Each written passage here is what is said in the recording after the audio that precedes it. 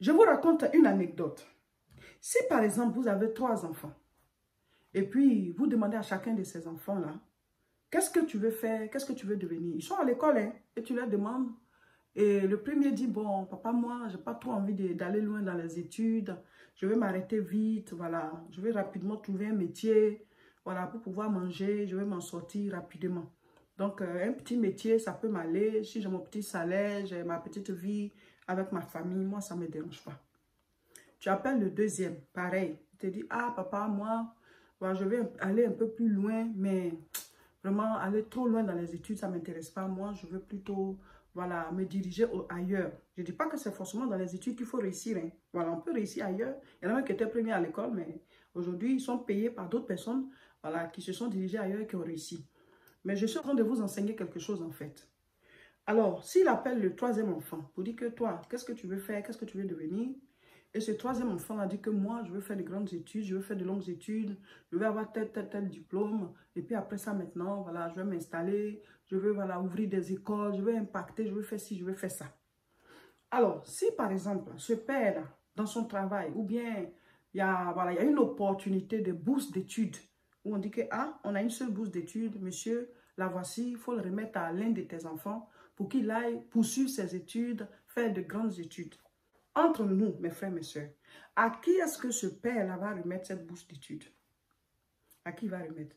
À celui qui s'est déjà projeté dans ses pensées à faire de longues études. Je ne suis pas en train de dire qu'on ne réussit que dans les études. Hein. Il y en a qui ne sont même pas allés loin dans les études aujourd'hui, qui ont de grands moyens, qui ont réussi ailleurs.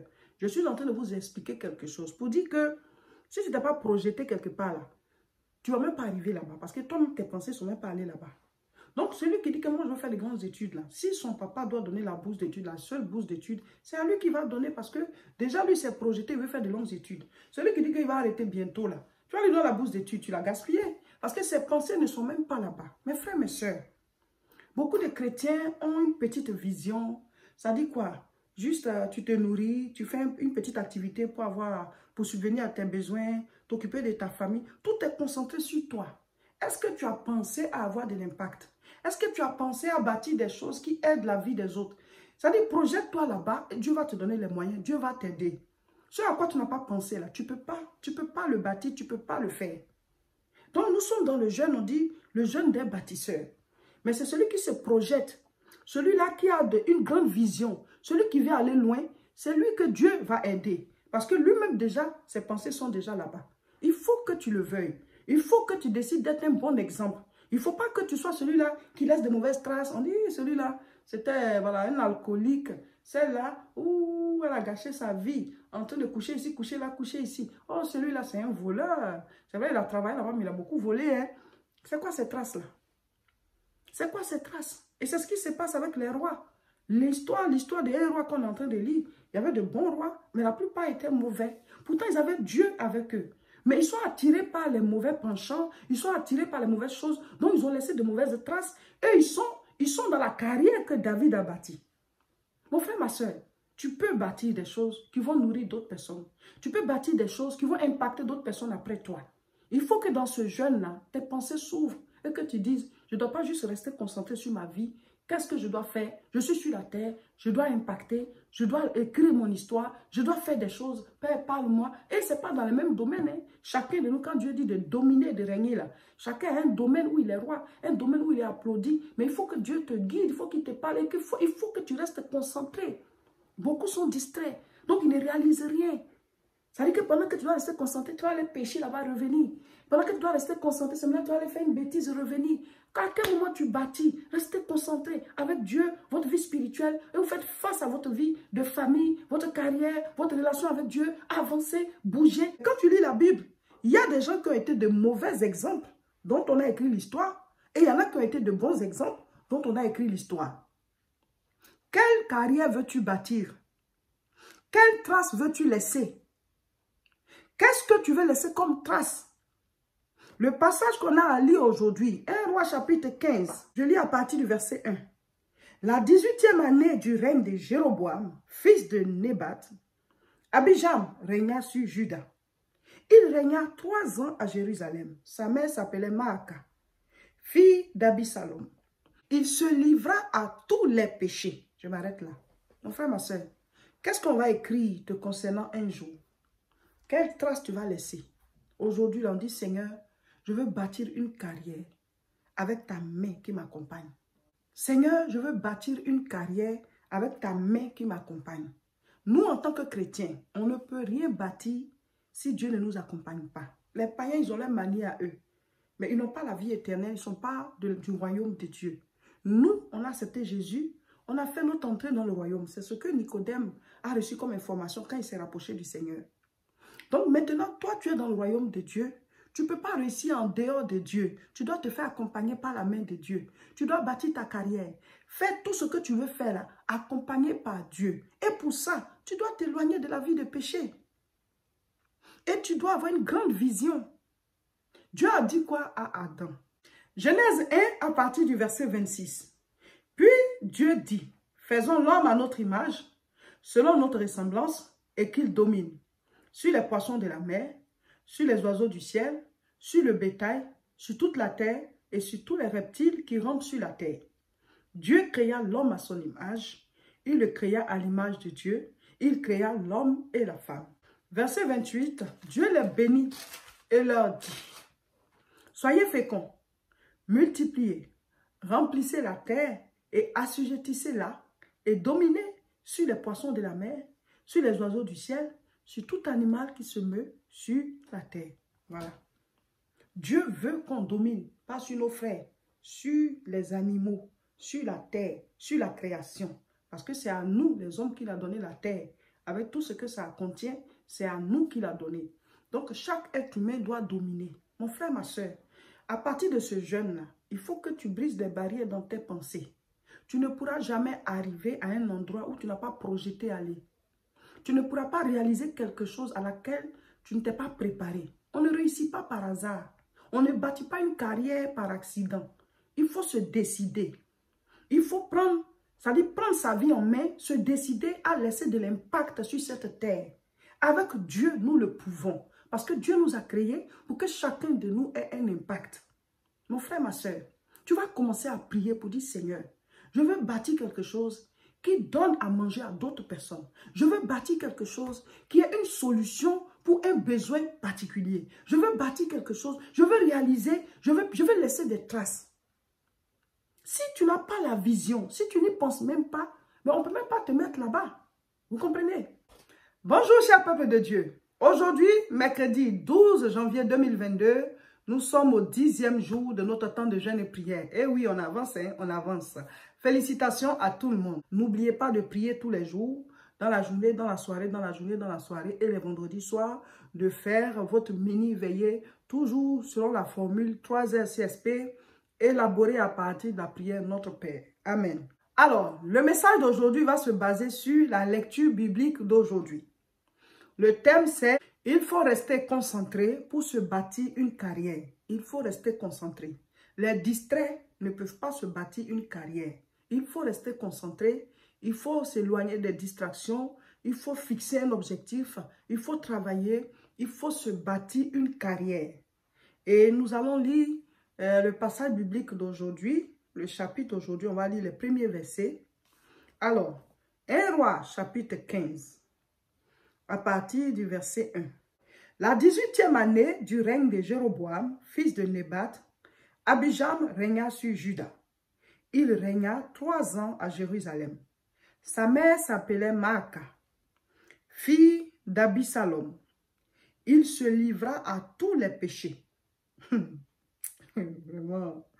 Il se livra à tous les péchés que son père avait commis avant lui. Et son cœur ne fut point tout entier à l'Éternel, son Dieu, comme l'avait été le cœur de David, son père. Voilà, son aïeul. Donc lui, il a suivi les voies de son père direct, là, au lieu de suivre les voies de David, de qui venait la royauté. Voilà. Mais à cause de David, l'Éternel, son Dieu, lui donna une lampe à Jérusalem, en établissant son fils après lui et en laissant subsister Jérusalem. Car David avait fait ce qui est droit aux yeux de l'Éternel et il ne s'était détourné d'aucun de ses commandements pendant toute sa vie excepté dans l'affaire d'Uri le Héthien. Voilà, la Bible précise bien. Hein. David a suivi les voies du Seigneur, voilà, dans tous les domaines. Mais la Bible précise que sauf dans le cas d'Uri le Héthien, celui qui l'a fait tuer. C'était un grand péché et il a récolté aussi les résultats de ce péché. Donc, à part ça, David appartenait au Seigneur. Il s'est donné tout entier à Dieu. Et même le jour qu'on est venu lui dire que voici le péché que tu as commis, David a déchiré son vêtement, il s'est humilié devant Dieu et il s'est repenti et il n'a plus refait ça. Il a eu les conséquences après. Son propre fils l'a poursuivi. Après, son fils aussi, il a été tué. Donc, tout ça, ce sont les malheurs qui sont rentrés dans sa maison à cause du péché. Mais à part ça, la Bible dit que David a été vraiment bien devant le Seigneur. Et même, Dieu lui a fait la promesse que David, après toi, il aura toujours quelqu'un sur le trône, quelqu'un de ton sang, quelqu'un de ta descendance. Toujours à Jérusalem régnera un fils de David parce que je maintiens la royauté en dessous de toi jusqu'à ce que vienne le Shiloh. Donc Jésus est un descendant de David. C'est la promesse que Dieu a faite à David. Aujourd'hui, nous disons que nous voulons bâtir une carrière par la main de Dieu. C'est ça le sujet de prière d'aujourd'hui. Bâtir une carrière par la main de Dieu. Mon frère, ma soeur, si tu es dans le péché, tu es négligent, tu fais tout ce qu'il ne faut pas faire, tu vas laisser de mauvaises traces comme celui-là. On dit, 1 Roi chapitre 15, verset 2. Il régna 3 ans à Jérusalem. Sa mère s'appelait Maaka, fils d'Absalom. Il se livra à tous les péchés. Quelle trace veux-tu laisser? Quelle trace veux-tu laisser? Quelle carrière veux-tu bâtir? Veux-tu être un impact positif ou un impact négatif? Veux-tu qu'un jour ton histoire soit écrite pour dire « Oh, celui-là, c'est un faux type. Celle-là, c'est une fausse dame. Voici ce qu'elle a fait. Voici ce qu'il a commis. » Quelle trace voulons-nous laisser? Nous devons bâtir une carrière qui soit un impact. Nous devons non seulement nous bâtir, mais aussi réaliser des choses autour de nous qui inspirent la génération actuelle, qui inspirent les générations à venir. Vous savez, si tu n'étais pas projeté à un certain niveau, si tu n'as pas une grande vision, tu ne poseras jamais les actes qui vont avec. Tu ne poseras jamais les actes qui vont avec. Certains rois qui ont succédé à David, ils ne se sont pas mis dans la peau de David pour dire « David a eu tellement d'impact. Il a bâti une carrière de royauté. » David a bâti sa carrière.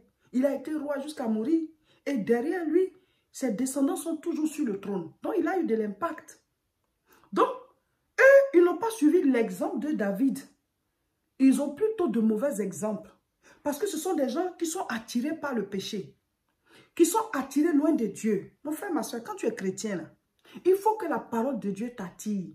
Il faut que tu aimes la parole. Il faut que tu aimes la justice. Il faut que tu aimes le vrai. Éloigne-toi du péché.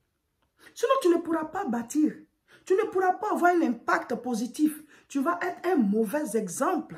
Continuons la lecture. 1 Roi chapitre 15 à partir du verset 9. La 20e année de Jéroboam, roi d'Israël, Asa régna sur Juda. Il régna 41 ans. Voilà. Il régna 41 ans à Jérusalem. Sa mère s'appelait Maaka, fille d'Absalom. Alors, le premier qui a régné, puis il a commencé à faire les péchés là. C'est son frère qui est là. Lui, il a régné que... Verset 2. Il régna 3 ans. Il régna 3 ans seulement. Voilà. Le premier fils de Maaka, il y a un de ses fils qui était déjà roi. Lui, il a régné que 3 ans. Il s'appelle Abijam. Mais après lui, il y a eu son frère qui a régné 41 ans. Sa mère s'appelait Maaka, fille d'Absalom. Asa fit ce qui est droit aux yeux de l'Éternel comme David son père. Vous voyez, quand tu marches dans les voies du Seigneur, ton règne dure. Tu bâtis quelque chose de solide. Mais quand tu sors des voies du Seigneur, ce n'est pas Dieu qui t'attaque, ce sont les démons. Parce que tu es dans le péché, tu es sorti de la voie du Seigneur, donc tu n'es plus protégé. Il y a des gens qui croient que quand ils pêchent, c'est Dieu qui les attaque. Non. Quand tu pêches, tu es sorti de la protection de Dieu. Tu es sorti de la lumière. Donc, dehors là-bas, là, ce qui est là-bas, c'est ce qui t'attaque. C'est comme ça. Ça, ce n'est pas Dieu. Donc, verset 11. 1 Roi chapitre 15, verset 11. Asa fit ce qui est droit aux yeux de l'Éternel, comme David son père. Moi, je veux qu'un jour, on écrive mon histoire pour dire que j'ai fait ce qui est droit aux yeux de l'Éternel et que j'ai bâti pour cette génération et les générations futures. Vous comprenez? Chacun de vous doit se dire, Seigneur, il faut que je laisse de bonnes traces, qu'un jour, on puisse dire que j'ai fait ce qui est droit aux yeux de l'Éternel et que j'ai eu de l'impact. On n'est pas obligé de bâtir de grandes choses. Hein. Voilà, mais si Dieu t'appelle à bâtir de grandes choses, tu bâtis. Il va t'en donner les moyens. Mais je veux dire, même l'impact au niveau de tes enfants, l'impact au niveau de tes enfants, de ta famille déjà. Si c'est ça que Dieu t'appelle à avoir, c'est un grand boulot. Il faut le faire et il faut laisser de bonnes traces. Donc, quel que soit le domaine dans lequel Dieu t'appelle à bâtir, il faut que tu sois droit aux yeux de l'Éternel et que tu marches selon ses voies. Bâtissons nos carrières par la main puissante de Dieu. Laissons de bonnes traces. Visons haut. Soyons prêts à avancer. Ne nous détournons pas. Restons concentrés. Amen. Voilà, chers frères et sœurs, c'était le partage du jour. Aujourd'hui, on n'a pas fait de direct, mais on a mis cette vidéo d'enseignement. Vous aussi, lisez 1 Roi chapitre 15 et mettez en commentaire ce que vous avez compris. Et prions tous le Seigneur pour qu'il nous donne la force, pour qu'il nous protège, qu'il nous propulse, pour que nous puissions bâtir des carrières solides pour impacter ce monde et laisser de bonnes traces. Amen. Rejoignez-nous tous les dimanches à Tourcoing pour des grands cultes. L'adresse est 48 rue Saint-Omer, 59 200 Tourcoing. Abonnez-vous à nos différentes chaînes. Sur YouTube, c'est La Moisson TV. Sur Facebook, c'est Réseau International Richesse. Recommandez-les autour de vous et partagez massivement cette vidéo. Nous irons jusqu'au bout de ce jeûne.